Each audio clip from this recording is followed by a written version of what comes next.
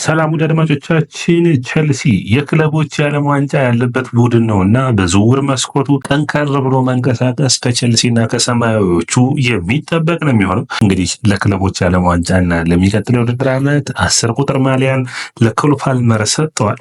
ይህ ማለት እንግዲህ ኬሎ ሙድሪክ 10 ቁጥር ማሊያ ሙሉ በሙሉ የሚነጠቅ ይሆናል። ተጠባቂ የሚያደርገው እንግዲህ ውድ አድማጮቻችን መነሳት የሚጠበቅበት ሀሳብ የሚኬሎ ሙድሪክ ጉዳይ አሁንም እንግዲህ ልባት አላገኘም።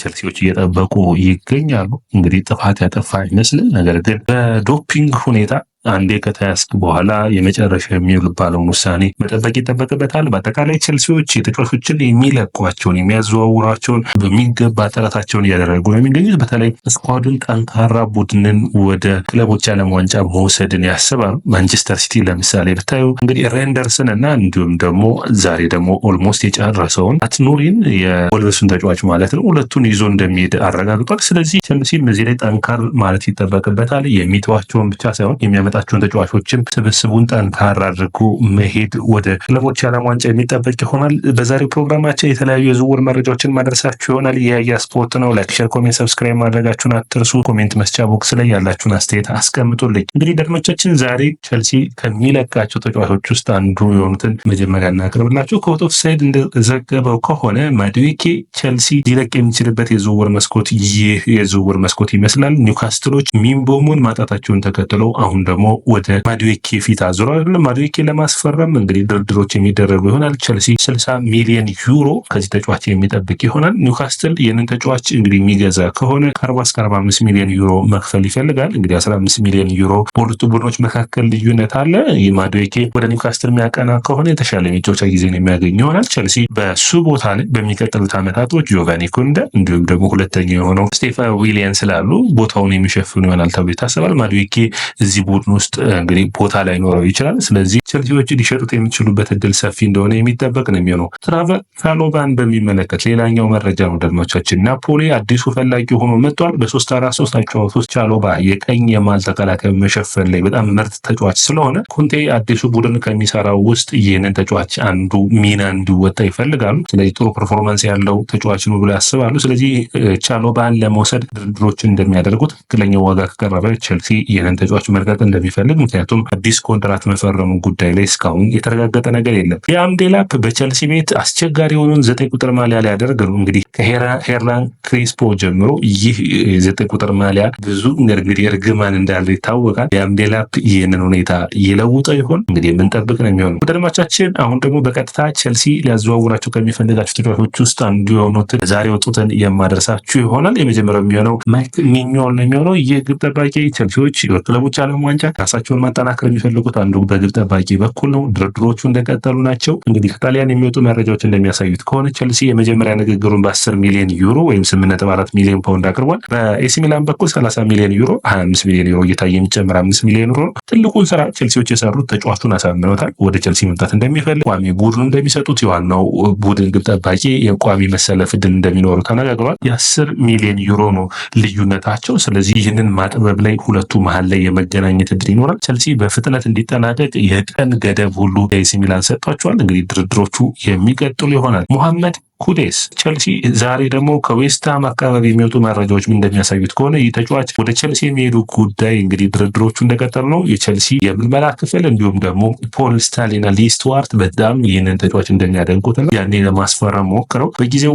ፓልመር የመጣበት ጊዜ ነበር። የምታስታውሱ ከሆናችሁ ቸልሲ ሙሉ በሙሉ ከተጫዋቹ ጋር ጨርሰው ነበር። ነገር ግን በፋይናንሻል ፌር ፕሌይ ተጫዋቹን ማስፈረም አልቻለም ነበር። ቸልሲ አሁን ይህን ተጫዋች ለማስፈረም ሲጥር ዱዋንስ ቤሪሃል፣ ሳንቼዝ፣ ቹኩሜካን፣ ቶሲነድራባዮን ወይም ቻሎባን ሰጥቶ ገንዘብ ጨምሮ ነበር። ዌስትሃም ግን ማንም ተጫዋችን አንፈልግም ብለዋል። 70 ሚሊዮን ፓውንድ ነው ዌስትሃም እንግዲህ ለመነጋገር መጀመሪያ ይህንን ያክል የመጀመሪያ ዋጋ እንዲቀርብ ይፈልጋል ብለዋል። እንግዲህ ይህ ትንሽ አስቸጋሪ ሊሆን ይችላል ለቸልሲ 70 ሚሊዮን ፓውንድ ተጫዋቹ እስከ 85 ሚሊዮን ፓውንድ ነው እንግዲህ ውል ማፍረሻው ከጁላይ ጀምሮ የሚሆነው። ኩዴስ እንግዲህ ወደ ቸልሲ ለመምጣት ይፈልጋል። በቸልሲ ከፓልመር ጋር ጥሩ ጥምረት የሚፈጥር ይሆናል። ፓልመር በቅርቡ በእንግሊዝ ፕሪሚየር ሊግ ካሉ ተጫዋቾች በጣም አስቸጋሪው ሙሐመድ ኩዴስ ነው በማለት አስተያየቱን ሰጥቷል። ትክክል መካከለኛ ቡድን፣ ፍሰት ያለው ቡድን የሚያገኝ ከሆነ በኔ እይታ መሐመድ ኩዴስ ጨዋታዎችን የመቀየር አንዳንድ ተጫዋቾች ወደ አድማቻችን ኤክስጂ ወይም ደግሞ ይሄ ጎል አሲስት ምናምን ብላቸው አቆጥሩላቸው፣ ነገር ግን ጨዋታዎችን በሚገባ ተጽዕኖ መፍጠር የሚችሉ ናቸው። መሐመድ ኩዴስ እንደዚህ አይነት ብቃት ያለው ይመስለኛል። ሌላኛው የሚሆነው እንግዲህ ቸልሲ እና ጃኦ ፔድሮን የሚመለከት ነው። ይህ የብራይተኑ ተጫዋች ቸልሲዎች በምልመላ ክፍላቸው ውስጥ አንዱ አድርገው የግራ መስመሩ የማጥቃት ክፍል እንዲያጠናክርላቸው ይፈልጋሉ። ቸልሲ አሁንም 50 ሚሊዮን እና ለዚህም ተጫዋችን ይፈልጋሉ። ቸልሲ በክረምቱ የዝውውር መስኮት ብዙ ተጫዋቾችን ይሸጣል እና የድርድሩ አካል አድርጎ ተጫዋቾችን ያስባል። ብራይተን 60 ሚሊዮን ፓውንድ እንደመነሻ ያስባሉ። በተለይ የማቲያስ ኩኛ 62.5 ሚሊዮን ፓውንድ ደድማቻችን የዝውውር መስኮቱን በጠቅላላ ከእንግሊዝ ፕሪሚየር ሊግ ተጫዋቾች የሚፈልጉ ከሆነ ከ60 ሚሊዮን በታች የለም የሚያስብል ከባድ የሆነ ወይም ደግሞ እንደ ኑሮ ብትሄድ ዋጋውን ከፍ አድርጎታል። የዋጋ ግሽበት በተጫዋቾች ላይ ይታያል። እንግዲህ ይህም ድርድር የሚጠበቅ ነው የሚሆነው። ጃኦ ፔድሮ እንግዲህ በቸልሲ ቤት የሚመጣ ከሆነ የተሻለ ለውጦችን ማሳካት ይችላል።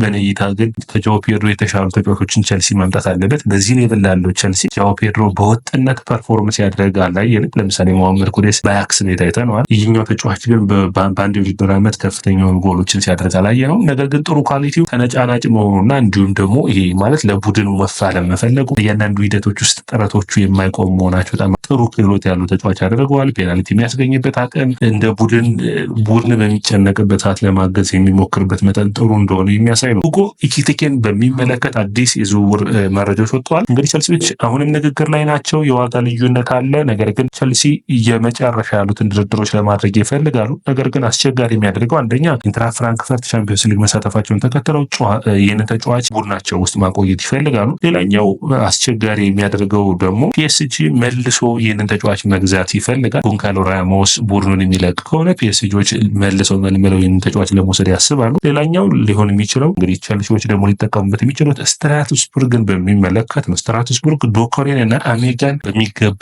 በሚባል ሁኔታ ኢንትራ ፍራንክፈርት ይፈልጋቸዋል ሁለቱም ተጫዋቾች። ስለዚህ ቸልሲ በፈጠን ብሎ የሚንቀሳቀስ ከሆነ ይህንን ተጫዋች የማስፈረም እድል ይኖሯል። ቶሎ ነገሮችን መጨረስ ያስፈልጋል። ሊያም ዴላፕ የክለቦች ዓለም ዋንጫ የቸልሲን እየመራ የሚሳተፈው ቡድን አባል ይሆናል። ስለዚህ ይህንም ተጫዋች መጨመር የሚችሉ ከሆነ በተለይ በክለቦች ዓለም ዋንጫ ማይክ ሚኒዮን የሚያገኙ ከሆነ በጣም አሪፍ የሆነ የቸልሲ ጠባቂና አጥቂ ከጨመረ እንግዲህ በቀጣይ በዝውውር መስኮቱ ደግሞ የመሀል ተከላካይ የመስመር ተጫዋቾችን ደግሞ የሚያከናውን ይሆናል። ሰላም ለአድማጮቻችን፣ ይህ ስፖርት ነው። ላይክ፣ ሼር፣ ኮሜንት፣ ሰብስክራይብ ማድረጋችሁን አትርሱ።